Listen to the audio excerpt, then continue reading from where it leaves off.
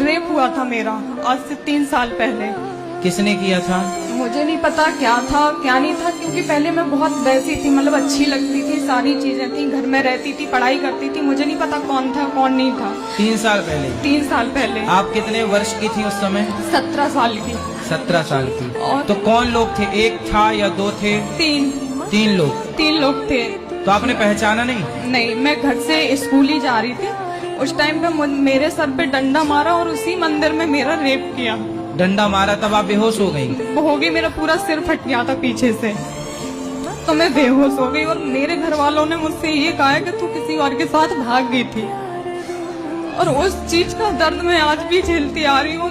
नाबालिग में मेरी शादी कर दी गई उसी 17 साल में। शादी हो गई आपकी? हाँ, एक ऐसे लड़के के साथ जो कि मैं 17 साल की और वो 31 साल का था। तो अब कहाँ है वो जिससे शादी हुई थी? मुझे नहीं पता कहाँ है वो भी। उसको ये चीज पता चली, साल भर बहुत मारपीट, इतनी मारपीट के मुझे खाना भी 2 दिन की बासी दे। तो आपके पिता ने आपका सपोर्ट नहीं किया? नहीं किया, उनको लगता था कि मैं किसी के साथ भागी हूँ।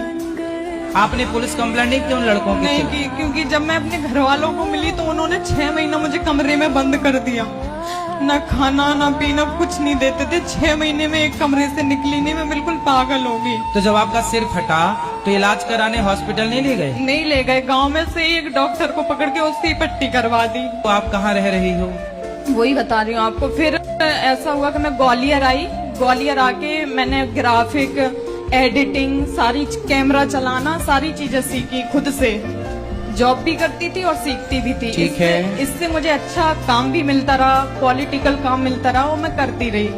तो घर वालों को लगा कि मैं अब ठीक ठाक हो गई हूँ, तो मुझे बुलाने लगे। पहले कोई सपोर्ट नहीं कर रहा था। जब आप पैसा कमाने लगी तो बुलाने लगे? अभी दिवाली पे वो लोग परेशान थे, तो मेरे पास फोन आया कि बेटा पैसों की जरूरत है, कलर करवाना है, ये करवाना है। मैंने 60,000 रुपए उनको डाल दिए, बिना कुछ सोचे, बिना कुछ समझे। मैं खुद की हालत नहीं संभाल पा रही, तो कल मुझे घर से निकाल दिया उन लोगों ने।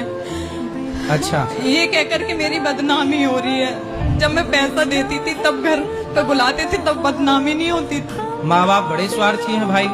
देखो यही है, बाप भलो ना भैया, सबसे बड़ो रुपया।